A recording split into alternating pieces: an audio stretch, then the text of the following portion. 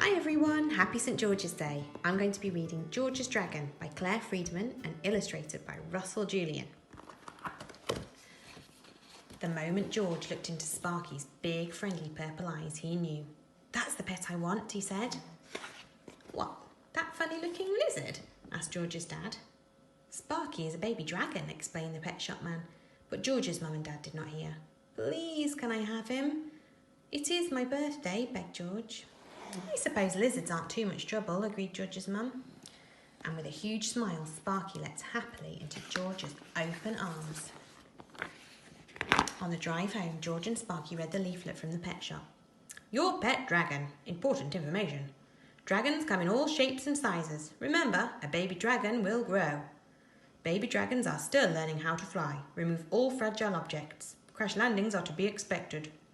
Dragons love to practice breathing fire. It's best to start small, i.e. marshmallow tasting. Beware, accidents will happen." "What's in the leaflet?" asked George's mum. "I hope lizards behave themselves." George looked at Sparky and they both grinned. Ta-da! At George's birthday party, Sparky lit all the candles on the birthday cake in one go. And the week that followed was one big happy adventure for George and Sparky. Yo-ho-ho! They played pirates. Sparky made a fantastic first mate, and he made an even better pirate ship. Zoom! They played astronauts. Sparky was a brilliant space rocket. But best of all, they loved being together. "Good night, Sparky," George said each night as he climbed under the covers. "Snuggy-hoo-hoo," yawned Sparky from the foot of George's bed, and neither of them had ever been happier. But there was a problem, a growing problem. "That lizard has grown huge," gasped George's dad. "He gets bigger and bigger every day," George's mum sighed.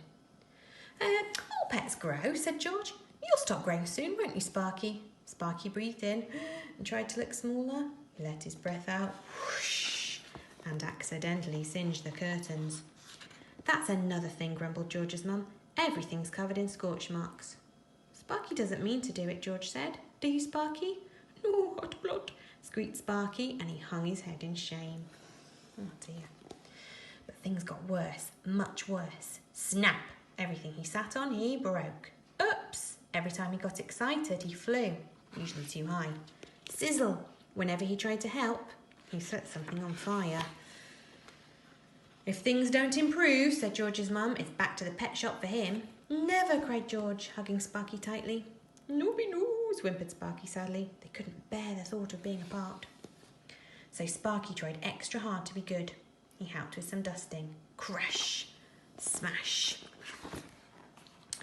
He helped bring in the newspaper, but that didn't go very well either, and trying to dry the washing was a terrible mistake.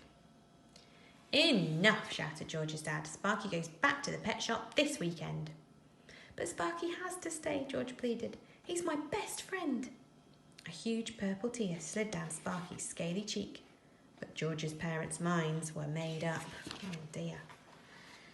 The next morning, though, something out of the ordinary happened. The car wouldn't start. "How will I get to work?" worried George's mum. "How will I do the shopping?" fretted George's dad.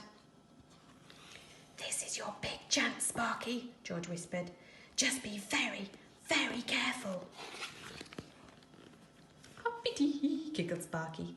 George's dad had never enjoyed shopping so much. And George's mum had a big grin on her face when she came back that evening.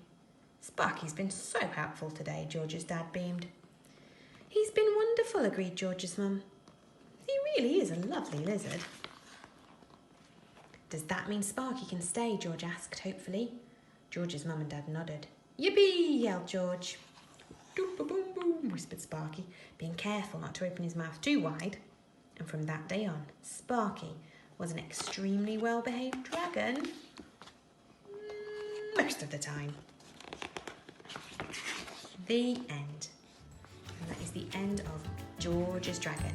And it's goodbye from me and goodbye from him. Bye-bye.